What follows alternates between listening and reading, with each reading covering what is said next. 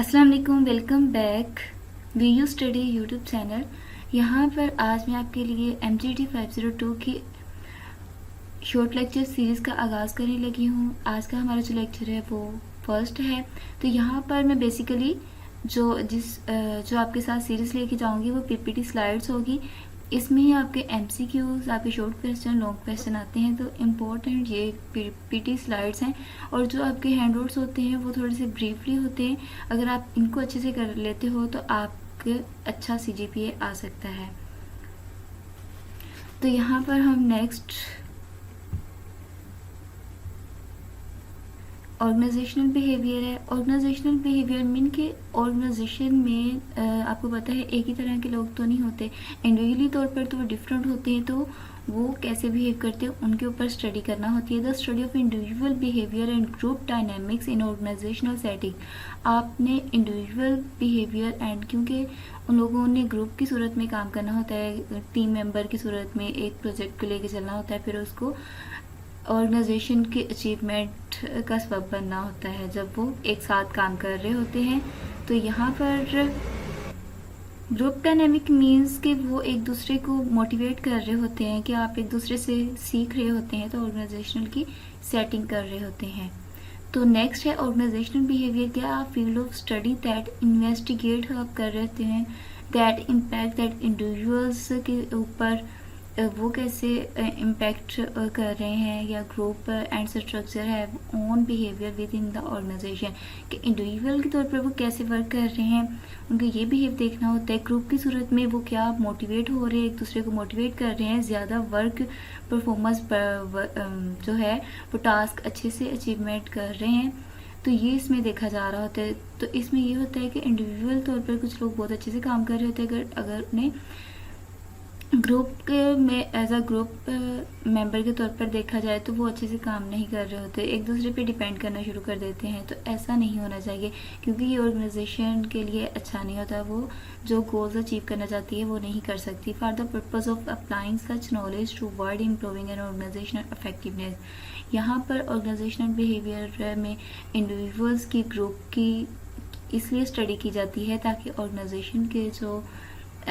Organisation की effectiveness को बढ़ाया जाए और उसको इम्प्रूव किया जाए ताकि वो अपने गोल्स को अचीव कर सके।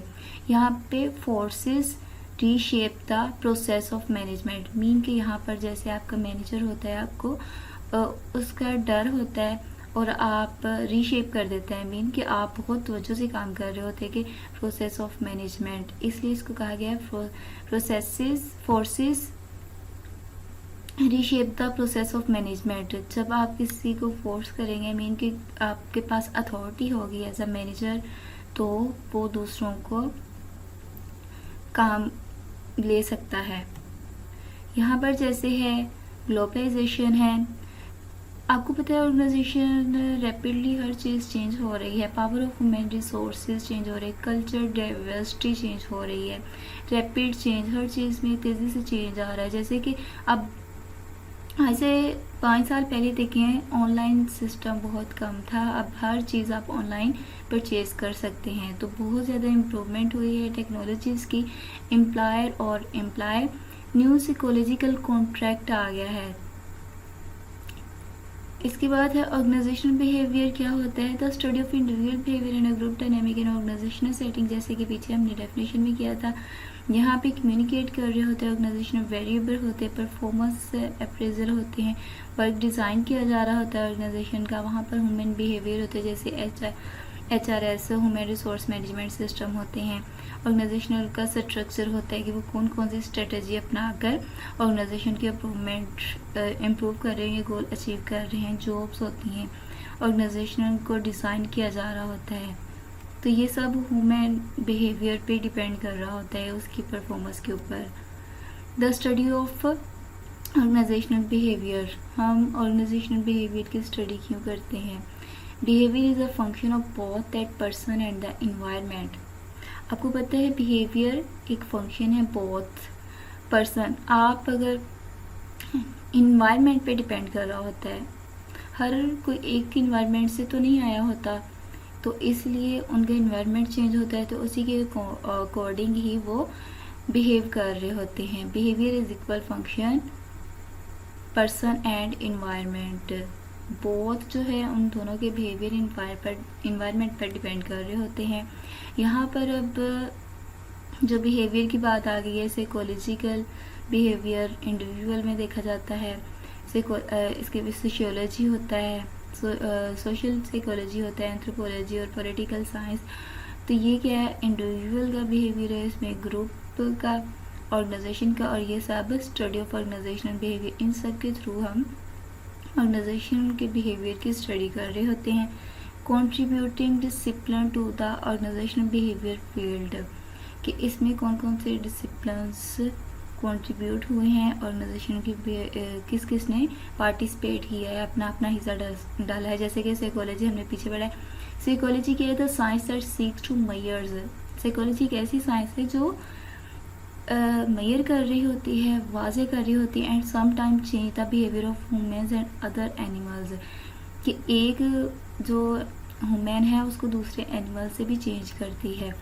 इसके अलावा साइकोलॉजी की लर्निंग मोटिवेशन कर रही होती है, पर्सनैलिटी उसके बारे में बता रही होती है, इमोशंस उसकी परसेप्शंस, वो किसी चीज़ को वर्ड में किसी चीज़ को कैसी प्रिसेप्ट कर रहा है, उसे उसकी कैसी परसेप्शन है। ट्रेनिंग, उसके बाद लीडरशिप इफेक्टिवनेस, जॉब सेटिस्फेक्शन होती है, इंडिविजुअल डिसीजन मेकिंग होती है, साइकोलॉजी के थ्रू परफॉर्मेंस अप्रेजल होते हैं, एटीट्यूड मेजरमेंट होती है, एम्प्लॉय सिलेक्शन होती है, वर्क डिज़ाइन होती है, वर्क स्ट्रेस होता है। मीन कि आप इजीली लर्न कर सकते हैं साइकोलॉजी के थ्रू, देख सकते हैं किसी का मोटिवेट क्या है, वो उसकी पर्सनैलिटी क्या है, इमोशन क्या रख रहा है, वो किसी चीज़ को कैसे प्रिसेप्ट कर रहा है। हर एक का परसेप्शन दूसरे के परसेप्शन से अलग होता है। परसेप्शन ये कि आप के सामने अगर गिलास पड़ा हुआ है, आप उसको, कुछ लोग उसको पीने के लिए ऑब्वियसली गिलास में पानी डाल के पिया जाता है, तो हर एक उसको अलग अलग अज्यूम कर रहा होता है एक टाइम में। इसके अलावा ट्रेनिंग उसकी, और इसके वर्क डिज़ाइन, वर्क स्ट्रेस, ये सब इंडिविजुअल की साइकोलॉजी के थ्रू आप जान सकते हैं। इसके बाद सोशियोलॉजी है, the study of people in relation to their followers human being. Mean कि सोशियोलॉजी हमें बताती है कि कोई इंसान कितना सोशल है और वो दूसरों के साथ कैसा बिहेव रखता है, पोलाइटनेस है, काम पर्सन है, या बहुत ज़्यादा एग्रेसिव हो जाता है, ये सब इसमें होता है। तो सोशियोलॉजी में क्या होता है, ग्रुप डायनेमिक होता है, मीन एक दूसरे को मोटिवेट कर रहे होते हैं, ग्रुप की सूरत में work as a work team के तौर पर वो काम कर सकते हैं, अच्छी कम्युनिकेशन हो सकती है, उनमें पावर होती है, कॉन्फ्लिक्ट भी आ जाते हैं, जब ग्रुप की सूरत में काम कर रहे हो तो कॉन्फ्लिक्ट ऑब्वियसली आ जाते हैं। इंटर ग्रुप बिहेवियर भी हो सकते हैं, फॉर्मल ऑर्गेनाइजेशनल थ्योरी भी हो सकती है, ऑर्गेनाइजेशन टेक्नोलॉजी, ऑर्गेनाइजेशन चेंज कर रही होती है, ऑर्गेनाइजेशनल कल्चर, हर ऑर्गेनाइजेशन का कल्चर दूसरी कल्चर से डिफरेंट होता है। जैसे कि अगर पाकिस्तान में देखा जाए तो उनकी ऑर्गेनाइजेशन का culture as compare to westerns organisation की निस्बत बहुत चेंज होगा। ऑर्गेनाइजेशन ये सब सोशियोलॉजी ऑर्गेनाइजेशन सिस्टम बनाती है, और ये जो फॉर्मल ऑर्गेनाइजेशन थ्योरी ये ग्रुप बना रही होती है। तो ये सोशियोलॉजी हमारी हेल्प कर रही होती है ऑर्गेनाइजेशनल बिहेवियर में। सोशल साइकोलॉजी क्या होती है, an area with in psychology that blend, mean कि उसको मिक्स कर देता है concept from psychology and sociology, जिसमें साइकोलॉजी को और सोशियोलॉजी को ब्लेंड कर दिया जाता है, and the focus on the influence the people on one and other, जिसमें ज़्यादा से ज़्यादा फोकस किया जा रहा है कि लोग एक दूसरे से मुतासर हो रहे होते हैं। तो सोशियोलॉजी में क्या होता है, बिहेवियर चेंज हो रहा होता है। इससे ये चेंज कैसे होता है कि आप एक दूसरे को देखकर मोटिवेट होते हैं, तो जो आपके लिए अट्रैक्टिव पर्सनैलिटी होती है आप उसकी तरह होना चाहते हैं, एटीट्यूड चेंज हो जाते हैं, कम्युनिकेशन होती है आपके एक दूसरे से, ग्रुप प्रोसेसेस हो रहे होते हैं, मीन कि आप ग्रुप में वर्क कर रहे होते हैं, ग्रुप डिसीजन मेकिंग हो रही होती है। तो ये क्या करता है, ग्रुप बनाता है। इसके बाद एंथ्रोपोलॉजी है, द स्टडी ऑफ सोसाइटीज़ की आप स्टडी कर रहे होते हैं to learn about human beings and their activities, कि लोगों के बारे में आप जानते हैं और वो कौन सी एक्टिविटीज़, सरगर्मियाँ परफॉर्म कर रहे होते हैं उसके।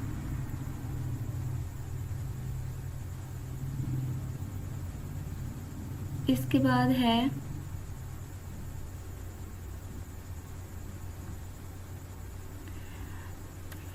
है एंथ्रोपोलॉजी क्या होता है, कंपैरेटिव वैल्यूज़ होती है, इसमें कंपैरेटिव एटीट्यूड्स होता है, कोर्स कल्चर एनालाइज आ जाता है एंथ्रोपोलॉजी में। मीन कि आप स्टडी कर रहे होते हैं ह्यूमन की कोर्स कल्चर एनालिसिस आ जाता है, ऑर्गेनाइजेशनल कल्चर होता है, इसमें ऑर्गेनाइजेशनल का इन्वायरमेंट होता है।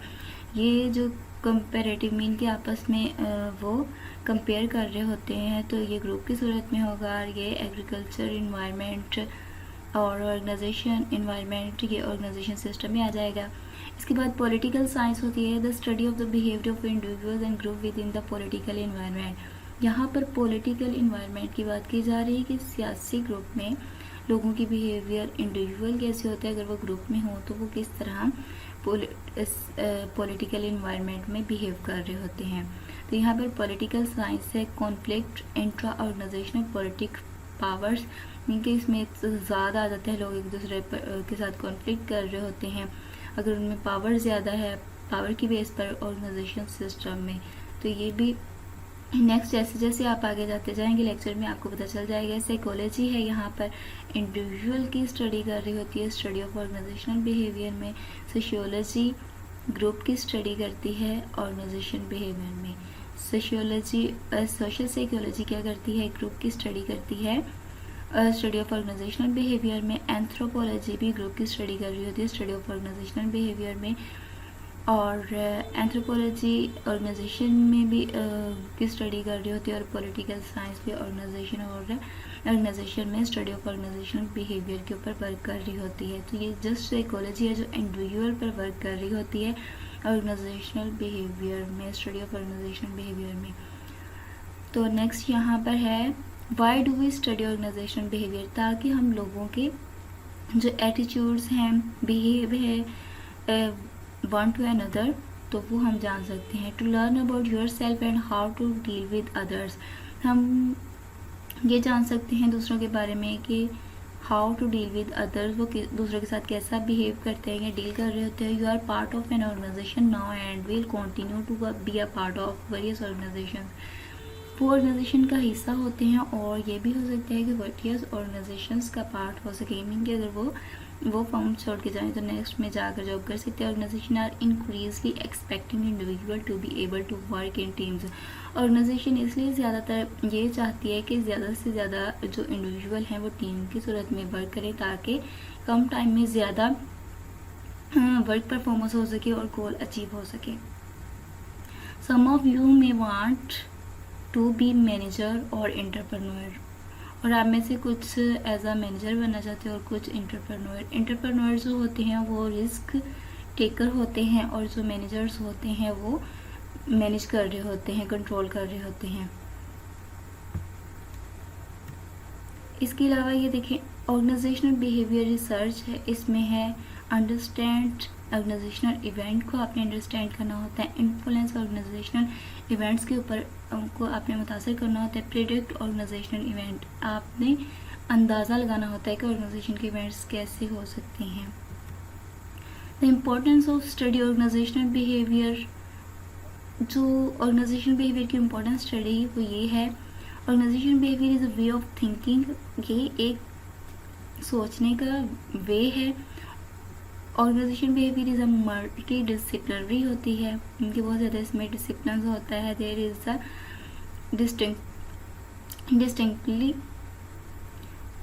ह्यूमनिस्टिक होती है, मीन कि आप इसमें लोगों के जो मुख्तलिफ उनके इंडिविजुअली तौर पर वो फितरतन एक दूसरे से मुख्तलिफ है, उसके बारे में आप जान सकते हैं। ओरिएंटेशन विद ऑर्गेनाइजेशनल बिहेवियर के through the field of organization behavior is performance oriented होती है, क्योंकि आप उसमें आप स्लाइड के थ्रू एज इमेजेस वगैरह के थ्रू परफॉर्मेंस दिखा रहे होते हैं। The external environment is seen as having significant impact on organizational behavior, और इसके इन्वायरमेंट पे जो होता है वो ऑर्गेनाइजेशन बिहेवियर के ऊपर बहुत ज़्यादा इम्पैक्ट कर रहा होता है। अगर ये हो कि वहाँ के अगर ऑर्गेनाइजेशन के लोग बहुत ज़्यादा काम है, एक दूसरे के साथ कोऑपरेटिव करते हैं, तो वर्क परफॉर्मेंस भी अच्छी हो रही है, तो ऑर्गेनाइजेशन को ऑब्वियसली अचीवमेंट हासिल होगी। अगर वो एक दूसरे के साथ कॉन्फ्लिक्ट कर रहे हैं या एक दूसरे के ऊपर ब्लेम लगा रहे हैं, तो ये ऑर्गेनाइजेशन के लिए बहुत डिफ़िकल्ट सिचुएशन हो जाती है। तो फिर उसको कैसी अच्छी स्ट्रेटजीज बनानी पड़ती है जो ऑर्गेनाइजेशन के बिहेव को मैनेज कर सके, ताकि ऑर्गेनाइजेशन की जो परफॉर्मेंस है वो अच्छी हो सके।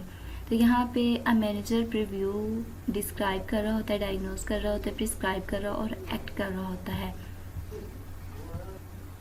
नेक्स्ट हम स्लाइड में देखते हैं, handle the challenging faced by today organization. उन्होंने चैलेंजेस को हैंडल करना होता है as a manager, deal with today workforce, और उन्होंने वर्कफोर्स में जो टू डे जो भी होती है डील उसको मैनेज करना होता है।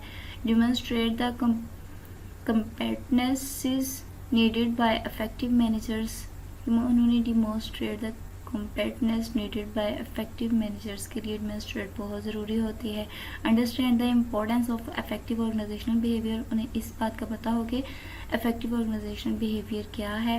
नेक्स्ट है systematically describes and study organisational behavior. उन्हें सिस्टमेटिकली क्या करना चाहिए, डिस्क्राइब करना चाहिए और ज़्यादा से ज़्यादा स्टडी करनी चाहिए ऑर्गेनाइजेशन बिहेवियर पर, ताकि जो उनके अंडर एम्प्लॉय वर्क कर रहे हों उनमें कॉन्फ्लिक्ट पैदा ना हो। Apply the 4 step diagnostic approach. तो हम ये देखते हैं कि कौन सी डायग्नोस्टिक अप्रोच होती है जो एज अ मैनेजर अप्लाई करनी चाहिए। तो the 4 step of diagnostic approach क्या है, डिस्क्रिप्शन करना, data collection through observation, questionnaires and interviews के थ्रू डेटा कलेक्ट कर रहे होते हैं, ऑब्जर्वेशन कर रहे होते हैं और क्वेश्चंस कर रहे होते हैं, इंटरव्यूज़ ले रहे होते हैं। इसके बाद डायग्नोस करते हैं, आइडेंटिफिकेशन ऑफ की फैक्टर्स। उन की फैक्टर्स की शिनाख्त करना है, applications of theories and concept को यूज़ करते हुए।